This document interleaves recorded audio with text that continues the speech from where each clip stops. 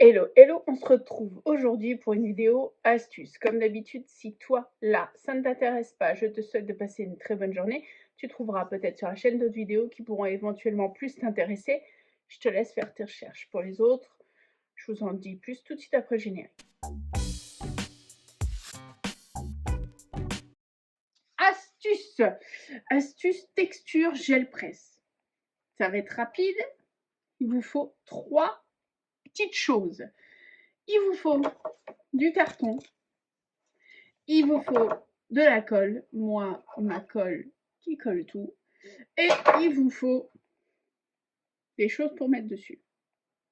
Je m'explique.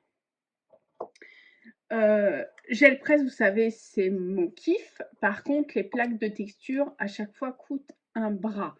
Et c'est un peu triste d'avoir tous les mêmes plaques de texture et du coup d'avoir tous à peu près les mêmes fonds gel presse.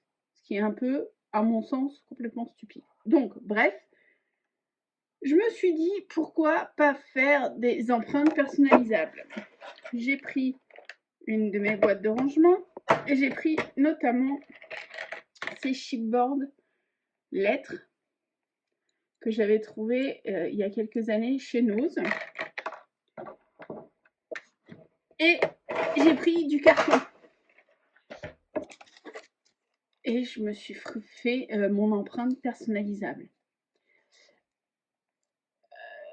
Après, aurait été plus intelligent de coller à l'envers pour pouvoir avoir des impressions à l'endroit une fois que je fais l'impression gel presse. Mais bon, ça ne me dérange pas plus que ça. Ce qui est génial, c'est que ça m'a coûté juste un petit peu de temps, que ça marche super bien, que ça utilise des choses qui sont dans mon atelier et de la récup de carton. Vous pouvez très bien vous faire des recto verso d'un côté, je sais pas, des boutons par exemple, si vous avez plein de boutons. D'un autre côté, autre chose, liste non exhaustive, donc des boutons un peu atypiques, des chipboards. Vous pouvez très bien dessiner avec de la colle chaude des motifs abstraits pour faire vos propres empreintes. Vous pouvez coller ce genre de capsules, ok, pour faire des empreintes si c'est votre délire. Vous pouvez coller ce genre de sujet qu'on avait chopé chez Action à l'époque. Vous pouvez, je suis désolée, ça fait du bruit. Vous pouvez coller des sujets métalliques. Vous pouvez faire une espèce de melting pot avec des pince à nourrice. Pince à nourrice, épingle à nourrice. Vous pouvez coller aussi ce genre de fleurs qu'on avait chez Action. Et d'ailleurs, je pense que je sais ce que je vais faire. Je vais enlever le truc là et je vais coller des fleurs au niveau des ronds. Je vais faire de... Je verrai. Mais voilà, bon, bref, vous pouvez faire énormément de choses. Je pense que la liste est non exhaustive. Vous pouvez aussi coller des petits rouages. Vous pouvez coller...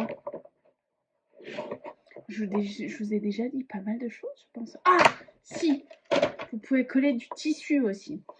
N'hésitez pas sur la gel presse, si vous aimez les impressions un peu jean, lin, coller du jean sur du carton et